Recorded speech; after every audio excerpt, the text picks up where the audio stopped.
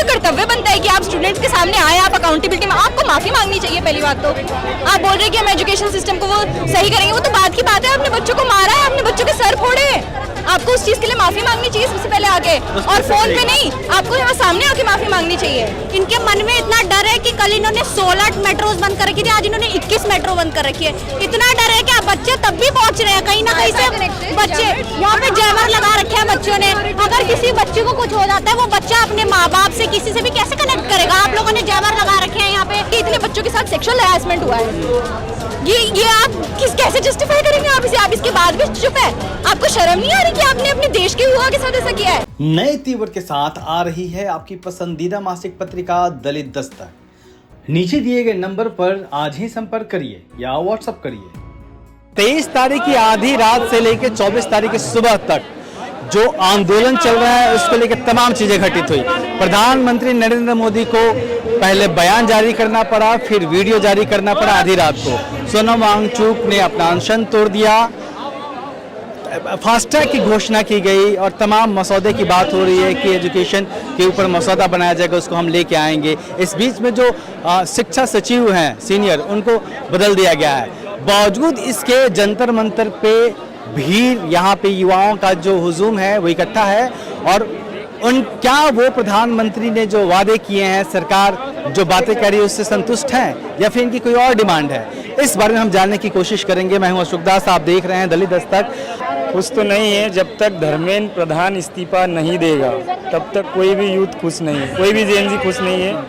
बस हमारा एक ही मांग है, धर्मेंद्र प्रधान इस्तीफा दे और एजुकेशन सिस्टम में बदलाव आए ताकि पेपर लीक नहीं हो और सही तरीके से पेपर, हमेशा जितने भी पेपर अभी तक लीक होते आ रहे हैं उनका एक ही मुद्दा रहा है हमेशा, जब जब पेपर लीक हुए हैं बच्चों ने जाने दी है, या कांग्रेस सरकार हो या बीजेपी सरकार हो, कोई भी ना जोश कम हुआ है उनका, ना ही वो जो प्रधानमंत्री ने स्टेटमेंट जारी किया उससे खुश है। बस उनका ये कहना है कि धर्मेंद्र प्रधान इस्तीफा दे, उससे कम पे रुकने के लिए तैयार नहीं है बच्चे। कुछ और बच्चे हैं यहाँ। एक्सक्यूज मी, आप कहाँ से आई हैं? देहरादून उत्तराखंड। स्पेशली इसके लिए आई हैं? जी। ओके, और कब आई आप? मैं आज सुबह वापस आई हूँ। तो जब पीएम ने अनाउंसमेंट कर दिया कि हम फास्ट ट्रैक कोर्ट बना रहे हैं और जल्दी जल्दी तमाम चीज़ें करेंगे, एजुकेशन सिस्टम को दुरुस्त करेंगे, अब आप लोगों की क्या डिमांड है? आप पहले मुझे बताइए क्या करा उन्होंने? ऐसा कल उत्तराखंड में एक पेपर लीक हुआ है, क्या करा उन्होंने इसको रोकने के लिए? हम 1 महीने से बैठे हुए बच्चे धरने पे वहाँ पे उत्तराखंड में। हाँ जी, कल ही एक पेपर लीक हुआ है, I am forgetting it's name, but आप देख रहे हैं ये क्या बात हुई? आपका कर्तव्य बनता है कि आप स्टूडेंट्स के सामने आए, आप अकाउंटेबिलिटी में, आपको माफी मांगनी चाहिए। पहली बात तो आप बोल रहे हैं कि हम एजुकेशन सिस्टम को वो सही करेंगे, वो तो बात की बात है। आपने बच्चों को मारा है, आपने बच्चों के सर फोड़े हैं, आपको उस चीज के लिए माफी मांगनी चाहिए सबसे पहले आके, और फोन पे नहीं, आपको यहाँ सामने आके माफी मांगनी चाहिए। हाँ जी, मतलब उससे सबसे बड़ी दिक्कत है कि बच्चों को लाठियां क्यों मारी? हाँ जी, हम टेररिस्ट थोड़ी हैं, हम आपके देश के युवा हैं, हम भारतीय हैं। हाँ जी, पीएम ने फ्रेंड्स कहा। हाँ जी, लाठी मारने के बाद फ्रेंड्स बोल देंगे तो फ्रेंड्स हो जाएंगे क्या? मैं आपको अगर ऐसा कुछ करती, आप मेरे को दोस्त मानते अपना, मैं आपके बच्चों के साथ ऐसा कुछ व्यवहार करती, आप मुझे अपना दोस्त मानते, तभी आप लोगों की क्या डिमांड है? सीधे सर, पहली बात तो उन्हें आके सबसे पहली डिमांड तो आपको माफी मांगनी चाहिए। दूसरी बात, आपको धर्मेंद्र प्रधान का रेजिग्नेशन अब तो कर देना चाहिए। अब तो इतनी देर हो चुकी है, अब तो आपको शर्म के मारे उनका रेजिग्नेशन दे देना चाहिए और आपको तमीज की कमेटी बिठानी चाहिए जिसमें आपके पास क्वालिफाइड लोगों, एक क्राइटेरिया हो कि कहाँ से कैसे आप प्रधानमंत्रियों को और कैसे उन लोगों को बिठा रहे हैं। अच्छा, एक बात ये पूरे सिस्टम, एजुकेशन सिस्टम पे बात हो रही है, लेकिन जो एजुकेशन मिनिस्टर है वो बिल्कुल खामोश हैं, उनकी तरफ से कुछ नहीं हो रहा, उसको लेकर भी गुस्सा है क्या? हाँ, तो जब उनको प्रोटेक्ट किया जा रहा है पूरी गवर्नमेंट से, तो उनको तो कोई कुछ करना ही नहीं है, वो तो आराम से घर पे बैठे, उन्हें पता है कि मेरे को ये सारे बचा रहे हैं। आपको एज ए गवर्नमेंट, आपकी यू आर पीपल, आपकी रिस्पॉन्सिबिलिटी बनती है कि आप हमारे से आके अकाउंटेबिलिटी दें, आप हमारे से आके बताएं कि देखिए हमसे ये गलती हुई है, हमें माफ कर दीजिए, हम इसका ये सुधार करेंगे। आप उसके बदले अपने घर में घुस के बैठ गए हैं और जो आपसे मांगने आ रहे हैं कि देखिए आपने ऐसा कर दिया, आप उनके ऊपर लाठी बजा रहे हैं। अब आप हमसे क्या एक्सपेक्ट करते हैं? पुलिस ने जो किया उसको लेके कोई कुछ नहीं कह रहा। कितनी बुरी बात है। देखिए, मैं 20 तारीख को यहाँ पे थी, हम लोग सामने खड़े हुए थे, इन्होंने बैरिकेड्स लगा रखे थे, इन्होंने बच्चों को आगे नहीं जाने दिया, और जब हम स्लोगन्स लगा रहे थे उसके बाद इन्होंने धक्का मुक्की शुरू करके हमें शील्ड से मारा गया है, उनकी जो पुलिस शील्ड थी उनसे मारा गया है। मेरी एक दोस्त को, वो खड़ी है, उनको एक मेल पुलिस ऑफिसर ने उनका ऐसे गला घोटा है। बताइए आप, ये क्या तमीज है आपकी? और इसे तो छोड़िए, इतने बच्चों के साथ सेक्सुअल हैरेसमेंट हुआ है। ये आप कैसे जस्टिफाई करेंगे आप इसे? आप इसके बाद भी चुप है? आपको शर्म नहीं आ रही कि आपने अपने देश के युवा के साथ ऐसा किया है?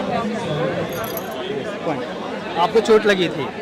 जी हाँ, मतलब मेल पुलिस ने जब वो हम लोग आमने सामने वो हो रहा था, जब 28 को, स्टूडेंट, है ना? हाँ जी, जब बैरिकेड को हटाने की मांग कर रहे थे तो एक मेल पुलिस ने मुझ पे हमला करा। मतलब उनको एक फीमेल पुलिस ऑफिसर बोल भी रही थी, जब उन्होंने मुझे देखा कि I am unable to breathe, कि आप उसको हटा दो, तब भी ही डिडंट लिसन। फिर क्राउड में से ही आके 4-5 लड़कों ने मुझे हेल्प की, वहाँ से निकलने में मदद की, क्योंकि हम लोग फ्रंट लाइन में थे, हम लोग फीमेल कॉप्स को फेस कर रहे थे।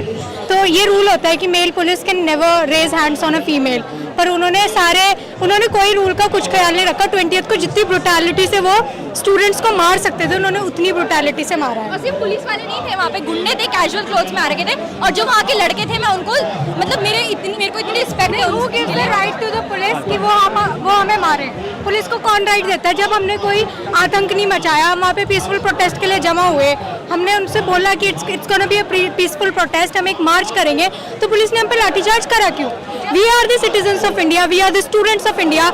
हमारा आपने पहले नीट का पेपर लीक कर दिया, 21 बच्चों ने सुसाइड कर दी, अकाउंटेबिलिटी के नाम पे आप जीरो हैं, ठीक है ना? आप बच्चों को एड्रेस करते हैं, और जब बच्चे अपनी मांग मांगने के लिए आए, आपको बताने के लिए आए कि सर आपने ये गलत कर दिया, अब तो इसको सुधार दीजिए, तो आपने अपना किसका अनवांटेड पावर का इस्तेमाल करके बच्चों पे लाठीचार्ज करा दिया। ये सरकार इतनी निकम्मी और इतनी डरपोक है कि इन्होंने सारे मेट्रो स्टेशंस बंद कर दिए। इनके मन में इतना डर है कि कल इन्होंने 16 मेट्रोज बंद कर रखी थी, आज इन्होंने 21 मेट्रो बंद कर रखी है। इतना डर है कि अब बच्चे तब भी पहुंच रहे हैं, कहीं ना कहीं से बच्चे यहाँ पे जैमर लगा रखे हैं बच्चों ने।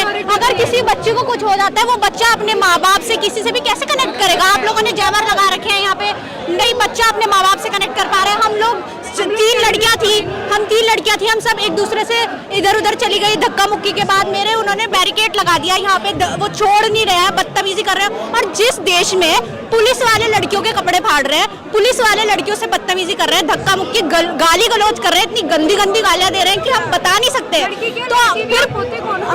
तो फिर आप किसके पास जाएंगे? हम किसके पास जाएंगे कल को अपनी रिपोर्ट लेके कि हाँ मेरे साथ इस लड़के ने गलत किया है, इसने मेरे साथ छेड़छाड़ी? पुलिस ही इतनी गंदी है, इतनी निर्लज है कि पुलिस ही फीमेल सेफ्टी के बारे में बिल्कुल अनअवेयर है। तो हम कल को किसके पास जाएं अपने?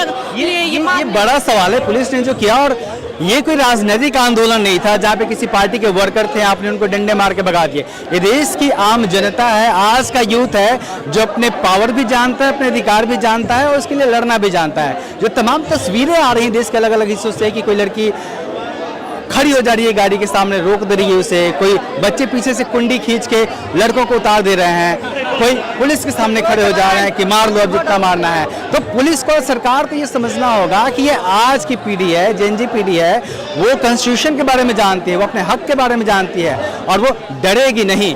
ये तो तय है। इस पीढ़ी ने जो प्रोटेस्ट के लिए युवा उतरे हैं, इन्होंने यह तो साफ साफ बता दिया है कि वो डरेंगे नहीं, क्योंकि अगर पुलिस के लाठियों से वो डर गए होते हैं तो 20 तारीख के बाद आज 24 तारीख तक इतनी लगातार भीड़ नहीं देखने को मिलती। तो सबसे बड़ा सवाल यह है, और जिस तरीके से दिल्ली पुलिस के लाठीचार्ज और तमाम गुंडागर्दी, और जिस तरीके से उन्होंने असॉल्ट किया लड़कियों का, हमारी बच्चियों का, जब तक वो उस पर बात नहीं करेगी सरकार, जब तक वो माफ़ी नहीं मांगेंगे, तब तक बच्चे रुकने वाले नहीं हैं। और धर्मेंद्र प्रधान के इस्तीफे से कम किसी पे भी वो राजी नहीं है। और जो गुस्सा उनके बीच है, लाठीचार्ज को लेके जो गुस्सा उनके बीच है, उनको जो असॉल्ट किया गया उसको लेके जो उस गुस्सा उनके भीतर है, जिस तरीके से इंटरनेट बंद कर दिया गया है, वो गुस्सा जो उनके भीतर है कि किस तरीके से मेट्रो बंद कर दिए गए हैं, ये गुस्सा बच्चों को डरा नहीं रहा है, बल्कि ये गुस्सा बच्चों को और मजबूत कर रहा है कि अब वो भी खड़े हो चुके हैं। उन्होंने भी तय कर लिया है कि अब आर पार की लड़ाई के मूड में हम हैं, इस्तीफा लेके रहेंगे।